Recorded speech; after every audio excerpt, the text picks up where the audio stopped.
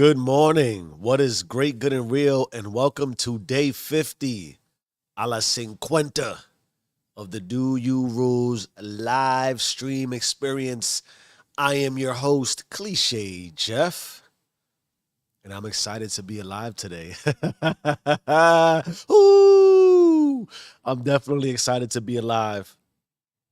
It is a glorious day. It's a glorious day because it is a day. I don't have any shocking revelation or news to share about potential abundance received. I didn't buy a Bugatti or a mansion or any of those things that are associated with some of the material success that I am not knocking because I certainly would indulge given the opportunity and wherever you are for whatever the reason, there is a reason to feel like it's a glorious day. Let's do a systems check. I'm going to wait for that. I'm going to save that. What time is it? It's 4:35 a.m. I was ready at 4:15 and then 20 minutes passed. And now it's 4:35. Ooh! Hydration system. Chapstick. Red Book of Magic. Oh my God, I love my life. I wrote some things in here, and maybe what I've written has influenced my mindset and my mode and my language and my mood and my energy because we're all just rhythms, habits, and patterns. Stop me if you've heard this. But I think about the glory. I think about the power. I think about what day 50 can mean, which is in a lot of ways nothing. What do you get out of 50 days? Certainly for me, at the age of 43 going on 44, the realities of the existence, the finite existence. I wrote something down to the effect of imagine us as these finite beings, these limited, finite, flawed, smelly, stinky, dirty, egregious sometimes. Think about the things we think, man. But these regular people, we're just regular people. That in our regularness, in our limitedness, in our finiteness, that we could all, in some capacity, I think this is true for everyone. We seek the infinite. We seek something grander that with all the limitations we have, we could believe fervently that there is something broader and bigger and infinite that extent we all get the sense at some point that there is something way bigger. Is that not logical and reasonable? And in that way, to a certain degree, we all seek it. I think the closest we've ever come to the experience of the infinite, the way to describe the infinite, to ponder and give it life is simply through God, right? And I don't demean that in any way. I think the experience of God is infinite. But in that way, we also limit it as if we could possibly believe as finite beings, as limited beings, that we could really understand God and the infinite. Imagine that. Imagine that. I can't. I try.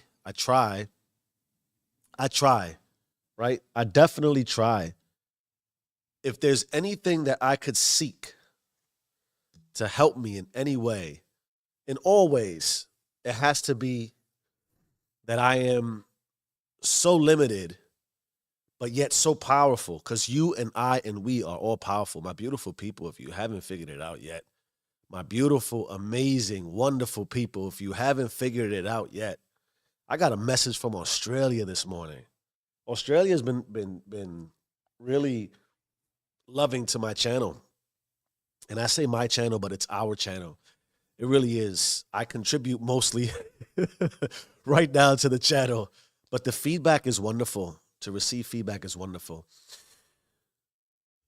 I haven't told you what we're going to talk about today as I consider all my words and my thoughts and my feelings and my emotions and my experiences. I do feel proud that it's day 50. I already look forward to day 100, and I already worry about what to do after day 100. That day 50 could have come this fast. And day 50 means, in a standard measurement of life is it's February 19th. So every year we start a new year. If we start on day 1, we'll get to day 50 by the 19th of February. Think about how that sounds, right? And then it's funny. I struggle with keeping up with the days because I got to start adding. If I don't save the last day properly, which I have some limitations when it comes to record keeping up, labeling things properly has always been a difficulty of mine. In any event, I digress because I'm going to go in a direction I don't want to go. My beautiful people, we're going to talk about the word delusional. We're going to talk about the word delusional. Before we do, I want to ask the question, how are you doing? I asked it yesterday. I think it's an important question. Certainly should be pervasive for us. And I do want to say with great authority from the perspective of the improvement process, it is a question we should really and thoroughly ask and answer to ourselves daily. And the reality is, the answer to that question can change almost by the moment, certainly by the day. How are you doing? How are you doing? And why are you doing how you're doing? Does that sound right? Or am I losing it altogether? Am I losing it altogether? Why are you feeling how you're feeling is important. Why are you doing how you're feeling? Why are you feeling how you're doing? It is very early in the morning. It's day 50. And I guess this is what happens. You want to know what happens in the improvement process? Wake up at 3:30 every day for 50 days in a row. See how you feel. More like 47 out of 50. I haven't lost sight of the fact that I took 3 days off. But such is life. Such is life, my beautiful people. I wrote this. I wrote a lot of things. I don't want to say I wrote a lot of things down, but I wrote some questions down to try to get back into the rhythm of what I want this conversation to be. And at the very top of the page, interestingly enough, a lot of times at the very, very top of the page, which I'll write above the margin, it's the last thing I think. Think about that. I write a bunch of things down, and then as I'm writing, I'm thinking as I'm writing. At least I think I'm thinking as I'm writing. And what I'm writing is instigating more thoughts, which seems relatively natural. And then it's almost like I wrap up the entire thought of the thoughts with a line or two, and I write it all the way at the top.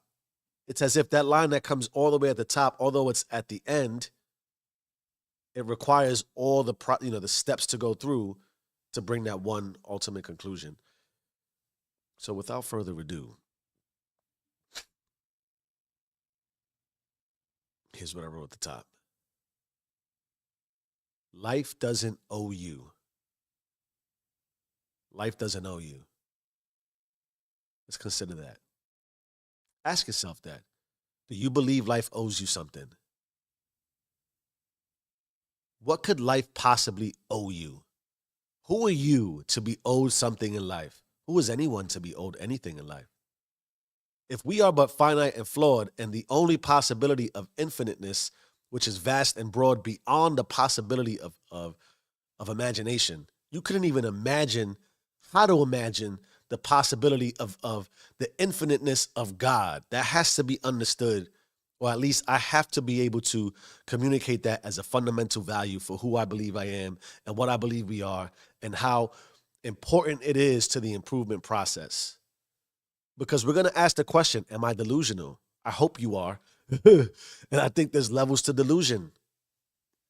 I am all the way out of my mind delusional. Because I know for a fact with great certainty, the way I know that God is infinite beyond anything I could think of, and I can't wait to understand that. It'll come for me the way it comes for all of us. Conversation for another day. I'm not owed anything. Everything that has been owed to me, everything that was that was needed to be given, that I deserved, was provided the minute I broke womb. And I believe that's true for all of us. And I get that we may think because of the transgressions and the difficulties and the unspeakables that have occurred in life, for our lives, to our lives, for generations, that could be certainly viewed as a reason to be owed. But as we've evolved in generations, and as you sit where you stand or stand where you sit, what do you really think life owes you? And if you're in my age group and demographic and generation, the reality is life is providing so much by the moment, in abundance, in excess, that there's less and less reason to think life owes you anything. And in fact, life is providing you so much that we might feel the urgency to do nothing. Imagine that. Life doesn't owe you anything. Am I delusional? Yes. Are you delusional? I hope so. But in what regard? To what level? Are you using the power of delusion in your favor to appreciate and understand nothing is owed? To which we could then argue everything must be earned. Because everything you needed in order to earn and achieve and attain and continue the process of improvement has already been given to you. You're delusional otherwise. I wrote this down. What is more delusional? Believing you'll get something for nothing? Hello, entitled society. Or that you'll get nothing for something? What is more delusional, and where are you in that scale? Do you believe that in all that you do today, which could be a lot of nothing, that something will come out of it? Or is it not reasonable and logical and rational to think that if you but do something, there's no way you receive nothing? You don't get nothing for something. The question then becomes is this: how delusional are you in your thought process and in your effort and in your process of life to truly be able to say with great conviction and authority over you, which is all you need, that you are doing something? What is the something you're doing? Because the reality is we're all doing something, even if it's nothing. Am I delusional? Most likely. Are you delusional? I hope so.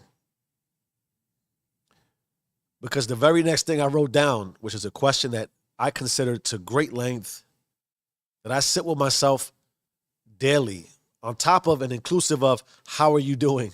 Because I need to know how I'm doing. And if I'm not doing how I'm doing, if I'm not doing how I want to be doing, I got to fix it. I hope you can understand that. And I hope that if this makes it to you and you feel that way, if you're not doing how you want to be doing, you got to be doing something about it. Then the question begs, how then do we define something? If we could be doing a lot of something that's nothing, and clearly we won't receive nothing for doing something, how do we define doing something? Because that too can be delusional. That too can be the trap. What is the escape route? If we are but thinking things and we have everything we need from inception and nothing is owed to us because it's already been given, how do we define something? And then I consider generationally, depending on what you've been exposed to, your level of experience, and how you've drawn the conclusion. Imagine that you've concluded already in life. Imagine that you think things have concluded already. That's delusional. That you could be living in this abundance that is given to you in excess by the moment, all things being net. that somehow you're trapped. And I offer you the possibility that you have been dumped and dropped in the center of nothingness. And everywhere you look, life is just this big circular motion of closed doors. Everything around you is locked, closed. There's nowhere to go. And that can create delusion. Because based on who you believe you are, you can really come to the conclusion that you have no options. Imagine that. So left with no options, all you can see is to do what you have been doing, which could be a lot of nothing. How do you define that? Are you delusional to think that where you are now can get you somewhere different than where you are now? And then I asked the question, do you still want to be there? Have you even asked yourself that question? Is this where I want to be? How did I get here? How did I get here? Let me guess. It wasn't your fault. That's delusional. That it could be your fault. Imagine that.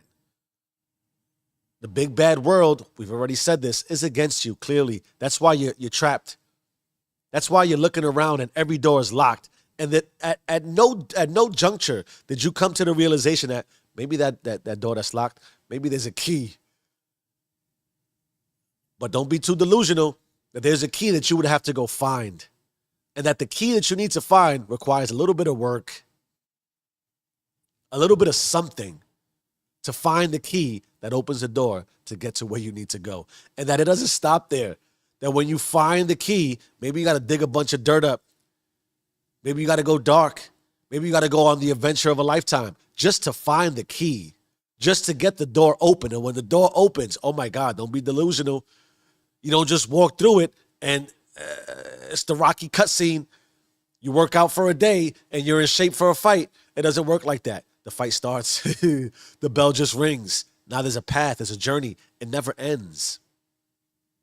My beautiful people, don't be delusional to believe that some way, somehow, you can't continue to grow, you can't continue to go, and that there aren't more doors behind the door that you want to open. And to get from one door to the next, you might have to go on a long, arduous, difficult, and seemingly impossible task, never ending. I offer you that. To be delusional to believe it never ends. Even if you somehow get what you think it is you want to get, how could it end? Why would you limit yourself in that way? The closest we as finite beings have ever come to the realization of that there is something deeper is God. You'll never get to God level. So in that way, it never ends. I could be delusional. I'd rather be delusional in that way. I ask you the question, are you delusional? How do we define something? And imagine that you've stopped defining something for you. That somehow there is nothing left to do. There is no more to improve on. Imagine. I then ask the question, is it not delusional to think everything must remain? Is it not delusional to think everything must remain? That you look around and all must stay the same? Do you even look around to ask what has remained and what has been the same? What has changed? What is everything? That's a good question. That you believe, because nothing is owed to you, and I believe you were given everything you needed, and the only thing owed to you was that you have life, and therefore you have opportunity and possibility, no matter how daunting. Yeah. Maybe you have it a lot worse than I ever could fathom. I get it. It's delusional to think that debating this is going to keep you or get you any further than where you're at. That's why I don't do it. Not doing it. Not here for that. If you already agree there's nowhere to go, cool. Stay in your delusion. Leave me with my own delusion. What is everything? Who said it's anything? Why must it remain? How do you even define it? How do you conclude what it is you've come to the conclusion on for your life? That it must remain. What is it that remains? How about this? Is it not delusional to live with certainty? How do you really know? What are you certain of? What are we certain of? What are we convinced of? Imagine that we could wake up with such certainty that everything must remain. And why? We've come to the realization and conclusion that we're certain that everything is everything and that it must remain the same because why? What is it? What is everything? How do you really know? How do you really know? How about this? If you're so certain, I'm not judging, casting aspersions, or saying you're doing it wrong, but if you already really know, right? And you're so certain, how could you be confused? What's the confusion? That's delusional. There's nothing to complain about. There's no excuses to make. What's the confusion? You're already certain that all the something that you have, which might be nothing, is. So what's the confusion? Why is there friction? Why are you conflicted? I'm just asking a question. I'm not even suggesting you are. I'm just questioning, or I'm just trying to figure out and rationalize the level of delusion. It's delusional to me that you already speak with such certainty. You think with such certainty. You feel with such certainty. Therefore, you live with such certainty that it all is. So what is the confusion? What are you conflicted about? Why are you at odds with yourself? If you're delusional to believe this is just what it is, there is no more fight. Because in the same way, clearly you stop fighting. You're not owed anything. If you're convinced it must remain, and you haven't questioned what it is that must remain, then let it remain. Be at peace. Have contentment. You should have full closure emotionally. You should have no qualms with life, with people, with the situation, circumstances, and what you see. Why? You're already convinced. I don't get it. If you're going to debate or fight or struggle to get out, struggle to find the key. Don't struggle to stay there. What are we talking about? There should be nothing left to talk about. Here's what I believe to be delusional, to be certain of. The only certainty I have is that I control my energy. I control my essence. I control my being. Therefore, I'm delusional enough to understand that how I construct, that I could even construct my energy, that I can generate, create, and leverage my energy to be delusional enough to say, there is nothing of certainty. There are no restrictions outside of the fact that I'm limited because I am a flawed, finite human. But I can seek the infiniteness of God, of the authority of creation. And in that way, I am not restricted or stuck in anybody's box. I'm not bounded by any limits or restrictions to what I can do with my energy. I am that energy. I'm delusional enough to believe that. So in that way, I never stop seeking. I never stop searching. I never take anything with great certainty because that is to limit myself. The only thing I remain certain of is that by the second, the moment, everything that's given to me in every phase, I can live it, breathe it, sleep it, rest it, push. Everything I do, it is for the embodiment that there are no certainties outside of what I control with my energy, what I decide to do in my life. I'd rather be delusional in that way. I'd rather be delusional in that way. Because no, life does not owe you. It does not owe me. It does not owe anyone. That I know with great and significant certainty, right? Change your mind, change your life. I am who I say I am. Do you and stay rich.